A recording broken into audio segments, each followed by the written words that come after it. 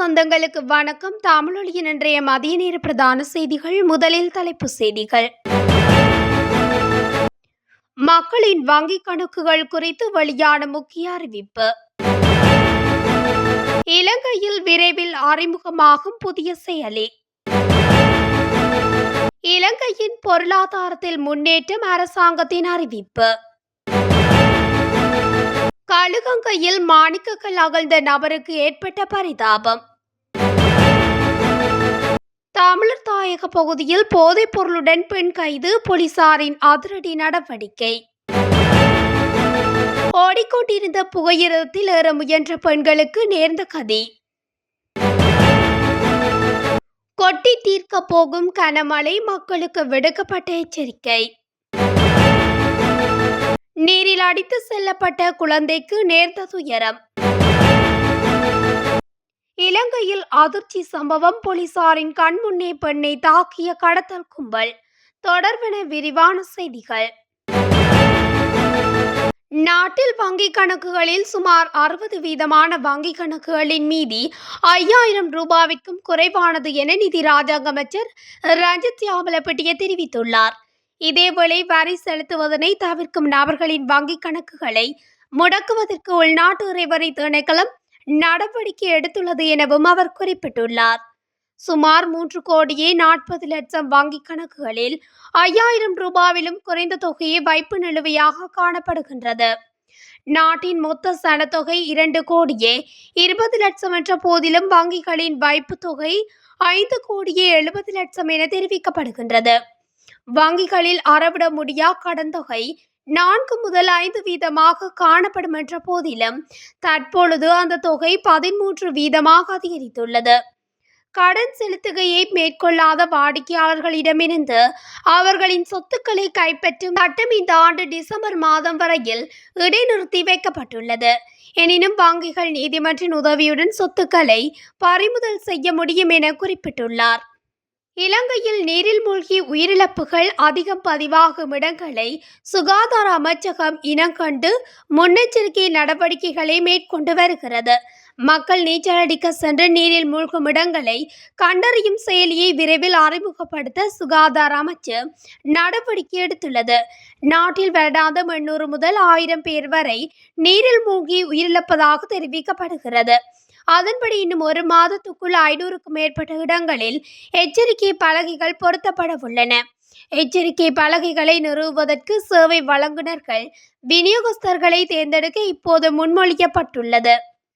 இலங்கையின் பொருளாதாரம் ஸ்திரமடைந்து விட்டதாகவும் பொருளாதாரத்தில் தற்போது வளர்ச்சி உருவாகி வருவதாகவும் நிதி ராஜாங்க அமைச்சர் செகான் சேமசிங்க தெரிவித்துள்ளார். டாலரின் பெறுமதி 2022இல் 360 ரூபாவாக இருந்த நிலையில் இன்று அது 300 ரூபாவாக குறைவடைந்துள்ளமையை வளர்ச்சிக்கு உதாரணமாக அவர் சுட்டிக்காட்டியுள்ளார். அத்துடன் இலங்கையில் மாற்று விகிதங்கள் சந்தையில் நிர்ணயிக்கப்பட்டவை என்பதை புரிந்து கொள்வது முக்கியமாகும்.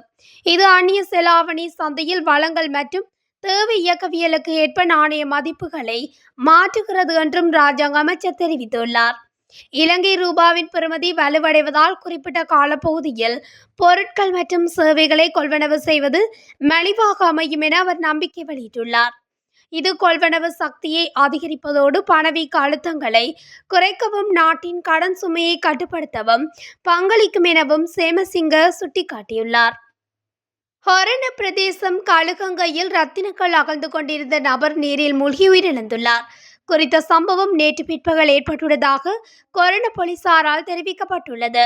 மேற்படி நபர் களுகங்கையில் ரத்தினக்கல் அகழ்வில் ஈடுபட்டிருந்த போது நீரில் மூழ்கியதால் ஆபத்தான நிலையில் ஹொரண வைத்தியசாலையில் அனுமதிக்கப்பட்டதை அடுத்து சிகிச்சை பலனின்றி உயிரிழந்துள்ளார். அத்துடன் இந்த சம்பவத்தில் ஹொரண பேர் வந்த பகுதியைச் சேர்ந்த 42 வயதுடைய ஒருவரே உயிரிழந்துள்ளதாகவும் குறிப்பிடப்பட்டுள்ளது.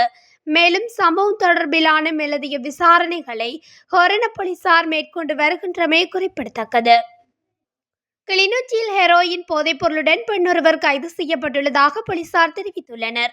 குறித்த கைது நடவடிக்கை நேற்றைய தினம் கிளிநொச்சி திருநகர் பகுதியில் இடம்பெற்றுள்ளது.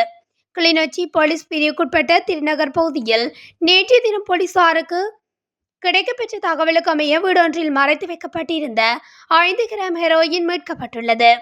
இதன்போது சந்தேக நபரான குறித்த பெண் கிளிநொச்சி போலீசாரால் கைது செய்யப்பட்டுள்ளார். இந்நிலையில் கைது செய்யப்பட்ட பெண்ணை இன்றைய தினம் கிளிநொச்சி நீதிமன்றில் முற்படுத்த கிளிநொச்சி போலீசார் தெரிவித்துள்ளனர். கொழும்பில் பயணித்துக் கொண்டிருந்த புகையிரதத்தில் ஏற முயன்ற 2 பெண்கள் புகையிரதத்தின் 2 பெட்டிகள் நடுவில் சிக்கி படுகாயமடைந்துள்ள சம்பவம் பரபரப்பை ஏற்படுத்தியுள்ளது. நேற்றைய தினம் கண்டி நோக்கி பயணிப்பதற்காக புகையிரதம் கொழும்பு கோட்டை புகையிரத நிலையத்திற்கு வந்து கொண்டிருந்த வேளை இந்த சம்பவம் இடம்பெற்றுள்ளது. அவ்வேளை 2 பெண்கள் புகையிரதத்தில் ஏற முயன்ற போது 2 பெட்டிகள் நடுவில் இருவரும் சிக்கொண்டுள்ளனர். உடனடியாக புகையிரதம் நிறுத்தப்பட்டு அவர்களை காப்பாற்றுவதற்கான முயற்சிகள் இடம்பெற்றன. இந்நிலையில் மீட்கப்பட்ட இருவரும் பலத்த காயங்களுடன் மருத்துவமனையில் அனுமதிக்கப்பட்டுள்ளனர். மேற்கு சப்ரகமுவ, மத்திய, தெற்கு, வடமேற்கு மற்றும் ஊவா மாகாணங்களில் 2 மணிக்கு பின்னர் மழையோ அல்லது இடியுடன் கூடிய மழையோ பெய்யும் என வளிமண்டலவியல் திணைக்களம் எதிர்வு கூறியுள்ளது. அதேபோல வடமத்திய மாகாணத்தில் மாலை அல்லது இரவில் ஒரு சில இடங்களில் மழை அல்லது இடியுடன் கூடிய மழை பெய்யக்கூடும் எனவும் திணைக்களம் தெரிவித்துள்ளது.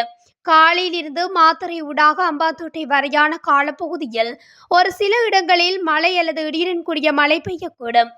அத்தோடு மேல் மற்றும் சப்ரகமுவ மாகாணங்களிலும் காலி மற்றும் மாத்தறை மாவட்டங்களிலும் சில இடங்களில் 75 மில்லிமீட்டர் மழை வீழ்ச்சிக்கும் அதிகமான கனமழைக்கு வாய்ப்புள்ளதாக வளிமண்டலவியல் திணைக்களம் தெரிவித்துள்ளது.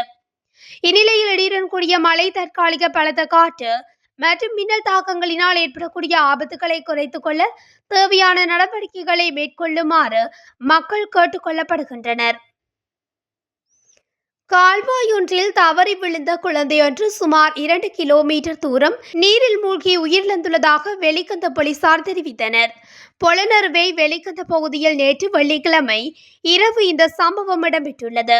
சம்பவத்தில் 2 வயது ஆண் குழந்தையை உயிரிழந்ததாக போலீசார் மேலும் தெரிவித்தனர். குழந்தையின் தாய் நிகழ்வொன்றில் கலந்து கொள்வதற்காக குழந்தையை மூத்த மகளிடம் ஒப்படைத்துள்ளார். இதன்போது குழந்தை வீட்டின் பின்புறமுள்ள வயல்வெளியில் விளையாடிக் கொண்டிருந்த நிலையில் அருகில் இருந்த கால்வாயில் தவறி விழுந்து நீரில் அடித்து செல்லப்பட்டது. அங்கிருந்தவர்களால் குழந்தை மீட்கப்பட்டு அவசர ஆம்புலன்ஸ் சேவை மூலம் குழந்தையை வெலிகந்த வைத்தியசாலைக்கு கொண்டு சென்றுள்ளனர்.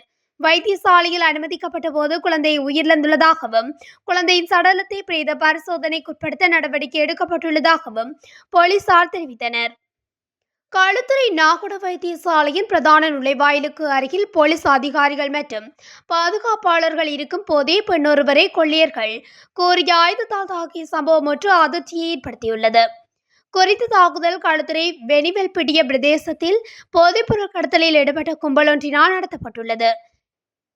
நேற்று தினம் பிற்பகல் களுத்துறை வெனிவெல்பிட்டிய வெந்தேசி தோட்ட பகுதியுள்ள வீடொன்றுக்கு சிலர் வந்து அங்கிருந்த இளைஞர் ஒருவரை தாக்கி வீட்டில் இருந்த சொத்துக்களை சேதப்படுத்தியுள்ளனர்.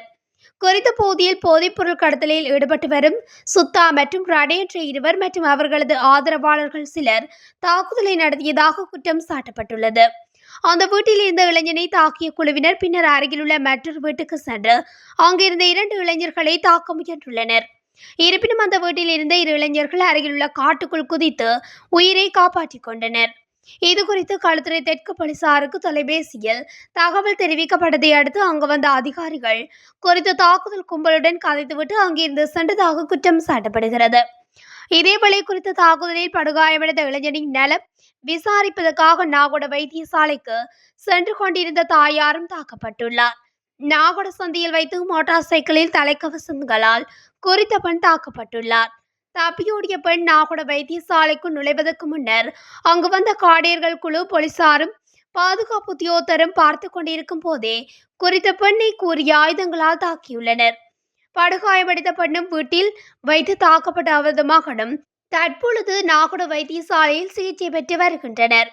களுத்துறை தெற்கு போலீசாருக்கு எதிராக முன்வைக்கப்பட்ட குற்றச்சாட்டுகளின் பின்னணியில் சம்பவத்துடன் தொடர்புடைய சந்தேக நபர் ரணே இன்று பிற்பகல் அதே போலீசாரால் கைது செய்யப்பட்டுள்ளார். இத்துடன் தமிழொலியின் இன்றைய மதிய நேர பிரதான செய்திகள் நிறைவடைகின்றன. தொடர்ந்தும் செய்திகளை அறிந்து கொள்ள தமிழொலி ஊடகத்துடன் இணைந்திருங்கள். நன்றி.